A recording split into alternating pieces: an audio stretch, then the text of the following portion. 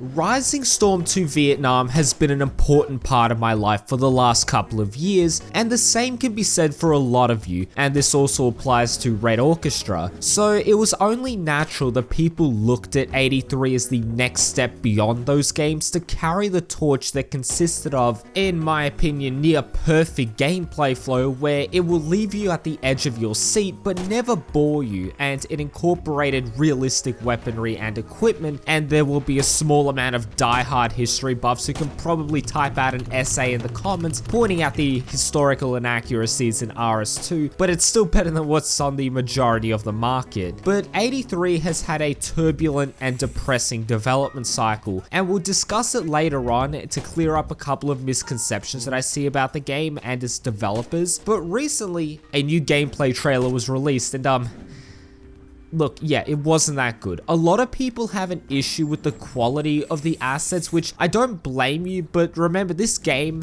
has been on hold for about 2 years at this point, and it was done without a budget. Someone in their free time edited this, and I don't want to hate on this person, but it was apparent they didn't have a lot of editing knowledge, because my issue with it was the packaging of the video. Mostly the Goofy R logo pop-up, and also the fact that they didn't get the game's name right in the outro, which is such a minor nitpick, I know. And finally, the fact that it didn't convey the core selling points of what I believe makes this game and the past games amazing. But the thing is, if you were to look on Discord, YouTube comments, Reddit, a lot of the public perception would appear to be pretty negative, even though apparently, according to the devs and the people that own 83 now, they got about 7,500 extra wish lists, and it brings the total to over, I think, 70,000 now, which truthfully, I don't know if that's good or bad. I'm not a developer, but that was the whole point of this trailer, because the people that have taken up 83 needed to promote this game to publishers, and this build might be all they have access to, and they probably can't do too much without the funding, which is why they might have made the decision to create something that might not look to you and me, such as gamers, but might promote itself as an investment opportunity to publishers. But please don't let this poor trailer dissuade you from the game. While yes, it is healthier, and I advise you take this mentality of don't get your hopes up and don't get hyped about it. It's better if you go ahead and wishlist the game, but honestly, all of you here have probably already done that. But by doing so, there's no investment on your end, which the guys that took up 83 are definitely against Kickstarter, and they did use a certain game as a reference point, but by only wishlisting it, in maybe a couple years time, you might get a notification, hey, 83 is released, or hey, you know, this game is on sale. You check the reviews, very positive, hey, it's the RS2 RO2 successor, I'll give it a try. But while that is something that'll happen in the future, by wishlisting it now, it can help the devs get the funding that they need to actually make this project come to life. But I know I'm gonna come off as a copium kind of person, and I know I'm probably gonna get those comments. If you want to say I'm high on copium, then that's your right, I don't really care.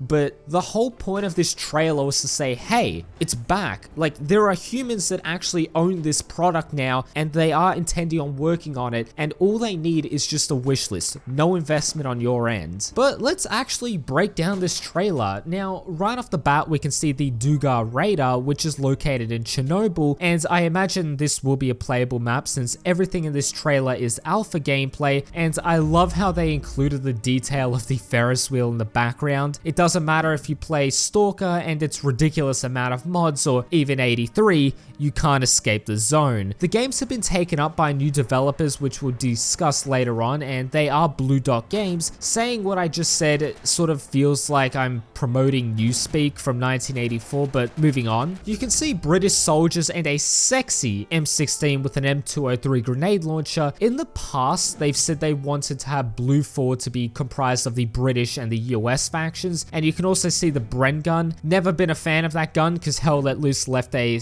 sour taste in my mouth, but hopefully they don't butcher this gun. We can now see a Soviet soldier preparing to ambush them with the PKM, and let's take a moment to look at the surroundings. There's so many trees and bushes, and hopefully they do go with Unreal Engine 5, because in the past they said that they had to stop 83's development to sort of get IGI Origins up to Unreal Engine 5, and hopefully they did stick with that. And the release that we get publicly will be running on that. But now we can see functioning tanks, and this game is going to have combined arms. From publicly available information, it was believed that there would be call-in abilities. I imagine like an A10 coming in, dropping a bomb, or maybe doing a strafing run, but those won't be usable. And also we can see in the trailer that tanks will be usable. And the first that we can see is a T-64 with a crew member being able to stick their head out. They aren't using the machine gun, so I imagine this is the commander with the ability to stick their head out and use binoculars. This was a feature in RO2, which obligatory, the tank interiors were just so beautiful in that game. Also, a bit of a fun fact about the T-64 and a lot of Soviet tanks, for some reason, despite mass de-Stalinization at this point, they still held on to the mentality of not one step back, since the reverse speed is a whopping 4 kilometers an hour. Can't wait to get flanked by rockets or trying to peek and pop at the enemy tank and trying to scuttle away with that kind of speed. The next tank we see is the M60, which truthfully is modeled much better than the T-64, but this thing has a 105mm instead of the 125mm that's on the T-64. It's also faster both forwards and backwards, but at the cost of having a larger profile that can be seen pretty easily.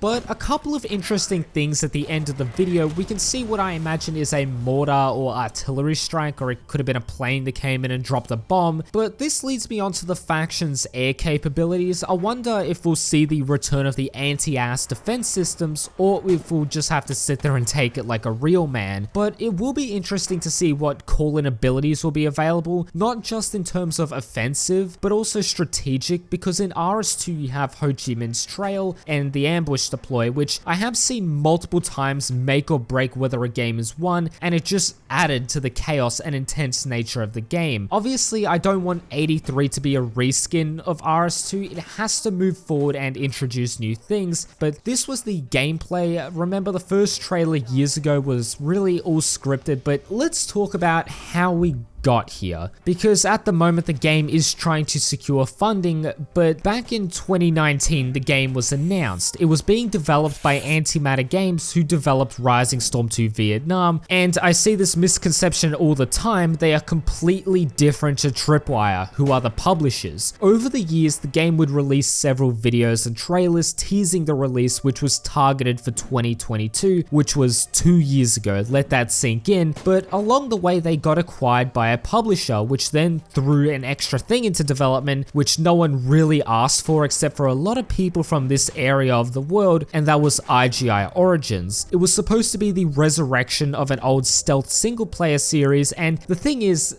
the game isn't that bad. I've played IGI 1 and IGI 2, they aren't bad games, but I can imagine how the devs must have felt by being thrown this sort of, what's that word called, curveball, because just imagine the devs are you, the viewer, and me, I'm the publisher. You wouldn't be too happy if I just started doing some random videos on this channel, like cooking or, you know, basic shooters like Apex Legends or Valorant, whatever the hell you call it. You wouldn't enjoy that, and that's not something you're probably passionate about. So I imagine that's how some of the devs might have felt by being given IGI Origins when their passion was directed towards 83. But obviously I don't want to discredit any of the work that was done on IGI. It was looking pretty damn good, and I can't show you any footage because it's just been absolutely scrubbed off the internet, but eventually IGI got preference over 83's development at the publisher's discretion, and then sometime later Antimatter Games is over.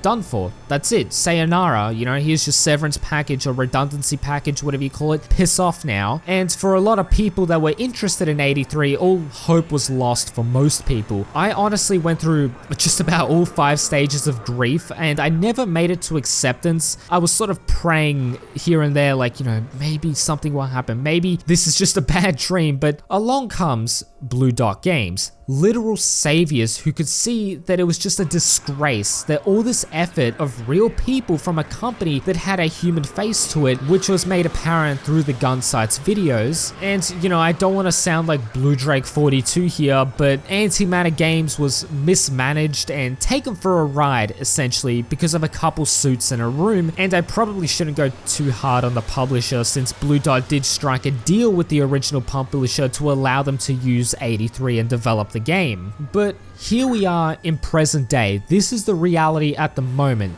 The The big guys that have taken up Blue Dot Games as well as taken up 83, they are trying to secure funding from a publisher. This can be expedited by wishlisting the game and showing an interest in it, because really, if you don't, chances are 83 will be no more. And of course, this doesn't require any investment on your end by, backing it on Kickstarter or donating or anything to it, which the devs have been adamant about not wanting to go down that route because of, a certain Kickstarter game back in November, October did leave a bad taste in the big guy's mouth. But I'm going to end today's video there. I hope you did enjoy it. Please do consider leaving a like and subscribing and sharing the video with your friends and family, because my name is Tan2 and I will catch you guys in the next video. Peace.